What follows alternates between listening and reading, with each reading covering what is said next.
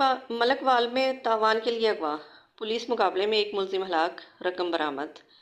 ملک وال کے علاقے ڈفر جنگل میں پولیس مقابلے کے دوران اغوا برائے تاوان کا ایک ملزم اپنے ہی ساتھیوں کی فائرنگ سے ہلاک جبکہ ایک زخمی ہو گیا۔ ملزموں نے 6 اپریل کو ممدانہ گاؤں سے 5 سالہ عبداللہ کو اغوا کیا اور تاوان کی رقم لینے آئے تھے۔